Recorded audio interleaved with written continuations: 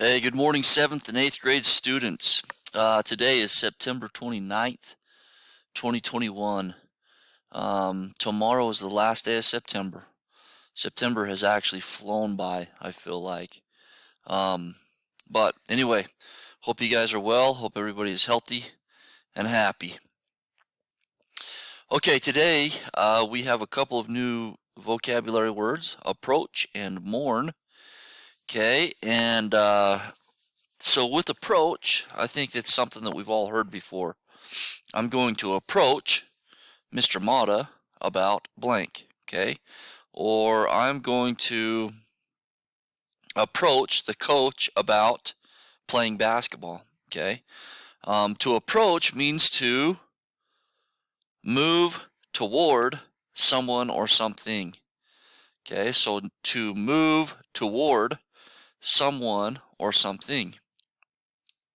What do you usually do when you see a friend approach outside of school? When I see a friend approach outside of school, I often blank. You guys filled out that section in.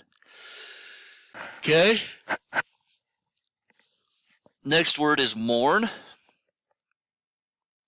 To feel sorrow and to miss someone, possibly. Let's see what they put there. Yeah. To feel unhappy and to miss someone. Okay, that's what it means to mourn. Usually when we lose a friend or a family member or a pet possibly, we go through a period of mourning. That doesn't necessarily mean that they have passed away. Maybe they moved away. Maybe they are in the military and they went to Afghanistan or went overseas somewhere.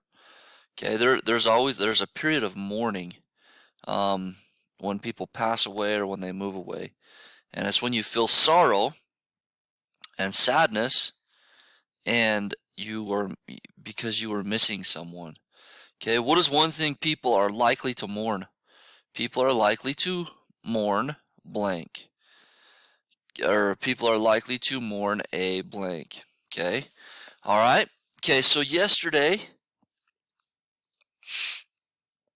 and the day before, we went through this behind the scenes about Elizabeth Keckley. Okay, she bought her freedom, and she's giving a rundown of when she found out that Lincoln had been assassinated. We know that she was excuse me guys, I'm yawning. I woke up at 4:45 and couldn't go back to sleep, and now I'm tired. That's how it goes, right? Okay, so Elizabeth Keckley was a close contact of President Lincoln because she made the dresses for Mrs. Lincoln. Okay. All right, paragraph 8 says, "We walked rapidly toward the White House. On our way, we passed the residence of Secretary Seward. It was surrounded by armed soldiers, keeping back all intruders with the point of the bayonet. As we approached the White House, we saw that it too was surrounded with soldiers. Every entrance was strongly guarded, and no one was permitted. The guard at the gate told us that Mr. Lincoln had not been brought home, but he refused to give any other information. More excited than ever, we wandered down the street. Grief and anxiety were making me weak.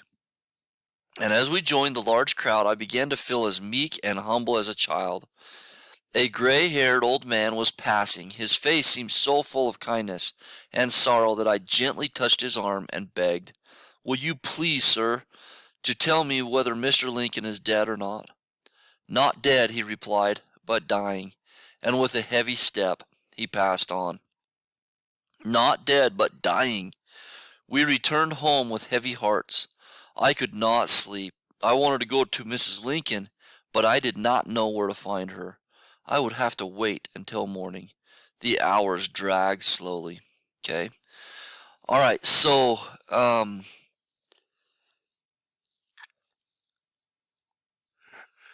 you can sense her sorrow and her grief, right? You can sense that she is upset about President Lincoln and this situation, and she longs she really wants to be close to Mrs. Lincoln to help her. They must have had that great of a relationship to where she feels like she could console her and help her and kind of love her as she is going through this very, very difficult time.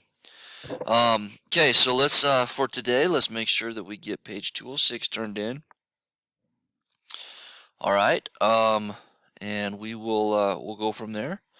You guys have a great day, and please reach out if you have any questions. Thanks a bunch.